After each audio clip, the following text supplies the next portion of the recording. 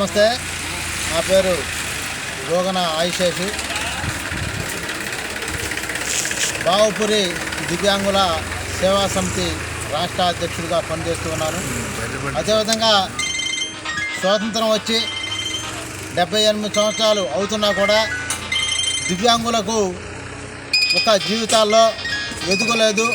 మరి వాళ్ళు ఎక్కడ వేసిన గొంగడి అక్కడగానే ఉన్నదని చెప్పి మరి తెలియజేస్తూ ఉన్నాం. అదేవిధంగా మన ఒక కూటమి ప్రభుత్వం వచ్చిన తర్వాత దివ్యాంగులకు 6,000 అదేవిధంగా 10,000, 15,000 రూపాయలు పెన్షన్ మరి ఒక కూటమి ప్రభుత్వం ఇచ్చి ఉంది. అదేవిధంగా వచ్చే నెల 3వ తారీఖు నాడు ప్రపంచ దివ్యాంగుల దినోత్సవం కార్యక్రమం జరుగుతూ ఉంది.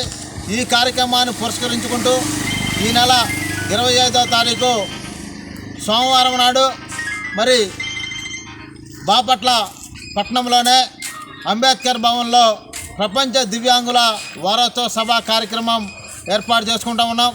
ఈ కార్యక్రమం ముఖ్య ఉద్దేశం దివ్యాంగులకు కూడా దివ్యాంగుల యొక్క సమస్యలను రాష్ట్ర ప్రభుత్వం వెంటనే పరిష్కరించాలని చెప్పి రాష్ట్ర ముఖ్యమంత్రి వర్యుల దృష్టికి, ఉప ముఖ్యమంత్రి వర్యుల దృష్టికి కూడా తీసుకెళ్ళి మా యొక్క దివ్యాంగుల సమస్యలని మరి డిసెంబర్ 3 వికలాంగుల దినోత్సవం రోజు ఒక ప్రకటన చేయాలని చెప్పి ఈ యొక్క సభ ముఖ్య ఉద్దేశం. కావున బాపట్ల నియోజకవర్గం పరిధిలో ఉన్న అదేవిధంగా బాపట్ల జిల్లా పరిధిలో ఉన్న నా ఒక దివ్యాంగుల అన్నదమ్ముళ్ళు, అక్క చెల్లెళ్ళు, పెద్దవారు అందరూ కూడా వచ్చి ఈ యొక్క సభను విజయవంతం చేయాలని, అదేవిధంగా ఈరోజు బాపట్ల మండలం జిల్లలమూడి గ్రామంలో నా ఒక దివ్యాంగుల అన్నదమ్ముల అక్క చెల్లెళ్ళు అందరితో కలిసి ఈరోజు పత్రికా సమావేశం ఏర్పాటు చేయడం జరిగింది.